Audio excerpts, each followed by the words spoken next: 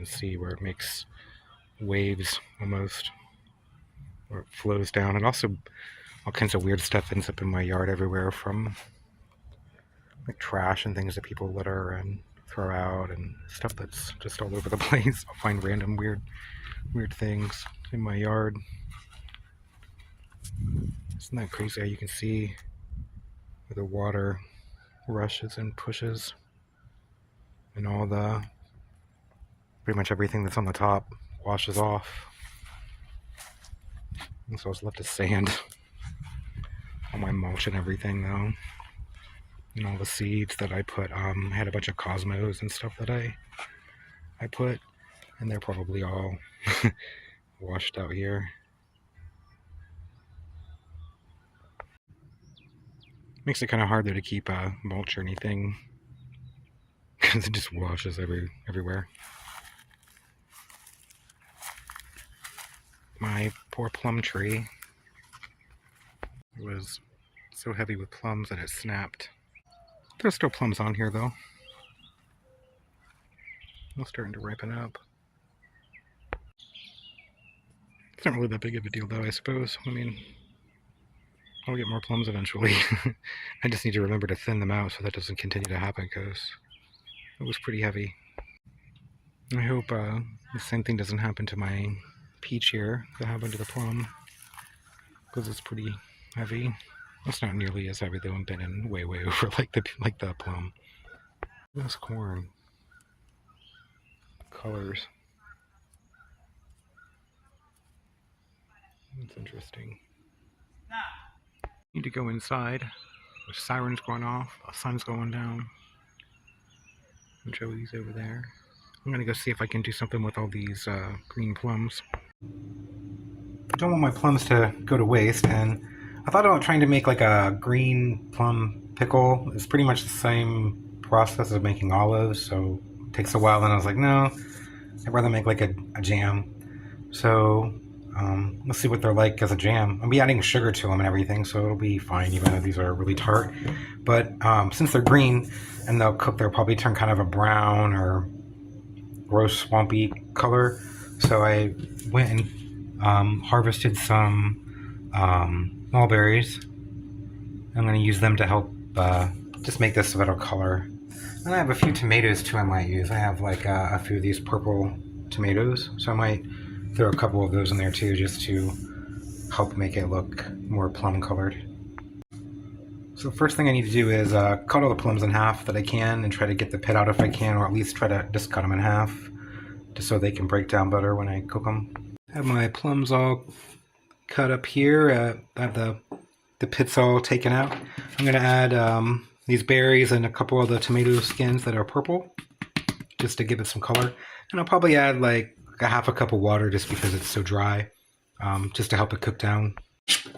Okay, and if I need to add more water, like if this all evaporates out and it's still not cooked down enough, I'll just add like another half a cup. I'm just going to cover this now and just let it simmer for a while, cook down a little bit.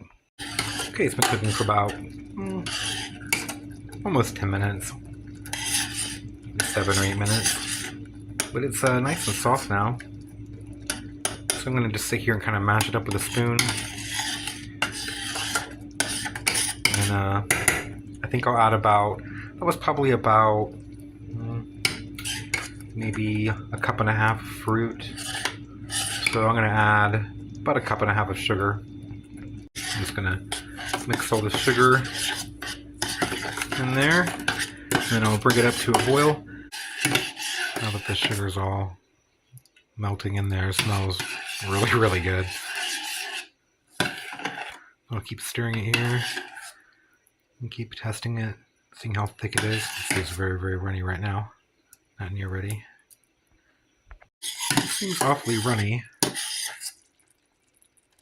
I don't know if I want to wait for it to turn into a jam, or if I should add some pectin to it. I have some pectin, I think. Who knows? It's pretty old. Yeah, we'll just pour a little in there and see what it does.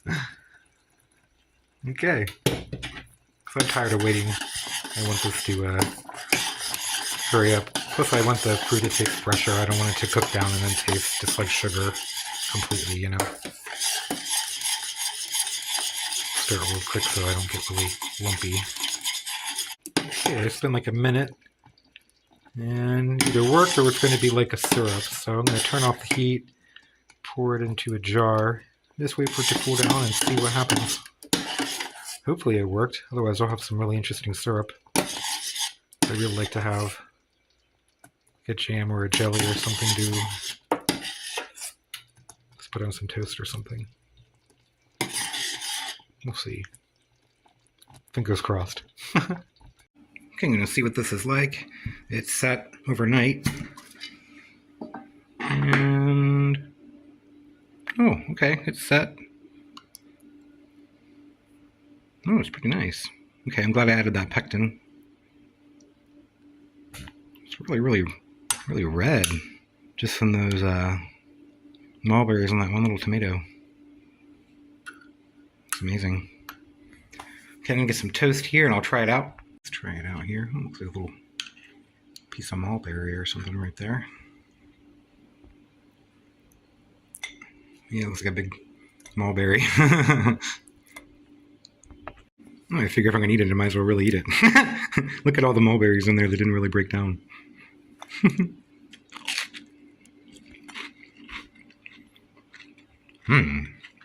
Oh wow.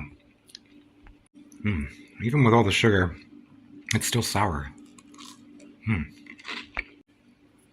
It's the most sour tasting jam I think I've ever made. Wow. It's good. It's really sour. It's like lemon almost. And even though it looks really red, if I had my eyes closed, I wouldn't think that it was red at all.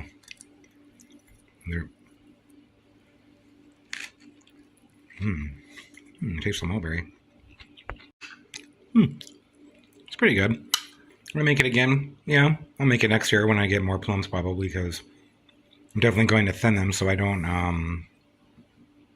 have another branch break off like this.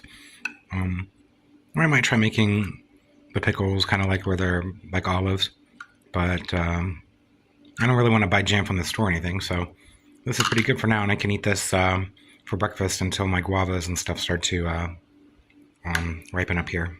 It's pretty good. Bye, everyone.